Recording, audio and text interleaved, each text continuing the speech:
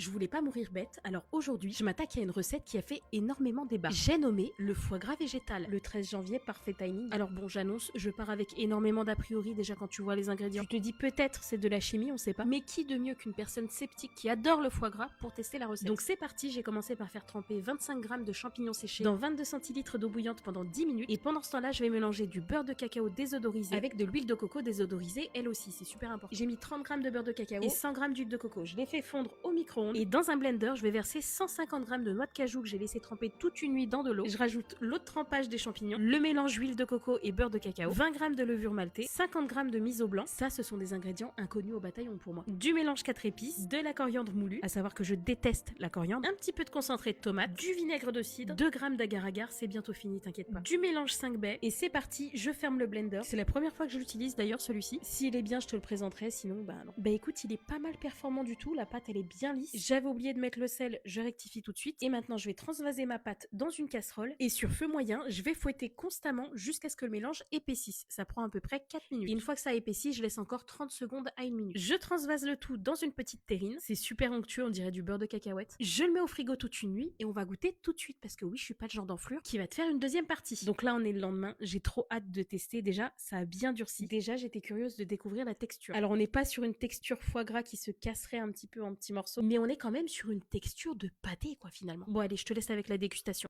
C'est fou parce que je sais pas ce qui fait qu'on obtient ça, mais déjà, ça sent la viande. Ça sent comme la mousse de canard. Je dirais pas que ça sent le foie gras, mais ça, on s'en rapproche. On goûte. Mais quelle est cette sorcellerie? C'est un truc de fou. Je refuse de croire que là-dedans, il n'y a pas de viande. Il y a pas un animal.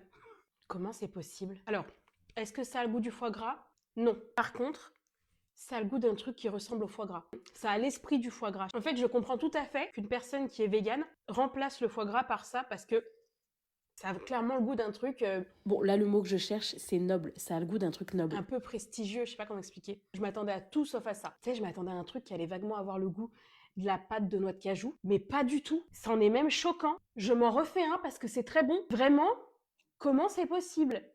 D'où ça vient? Est-ce que c'est la pâte de miso? En fait, non, c'est un tout, hein, c'est de la chimie. Ce qui me faisait peur aussi, c'est l'huile de coco avec le beurre de cacao. Je m'étais dit, mais c'est n'importe quoi, le mélange, je comprenais pas. Franchement, je suis sur le cul. Tu me fais goûter ça et tu me dis pas qu'il y a pas de viande dedans, que c'est un truc végétal. À aucun moment, j'y crois. Mais à aucun moment, hein. Pour moi, ça se rapproche beaucoup de la mousse de canard. Vraiment, la mousse de canard au Porto, c'est tellement bon, ça, moi, j'adore. Ouais, ça fait penser à ça. Bien, mais c'est bon cette merde.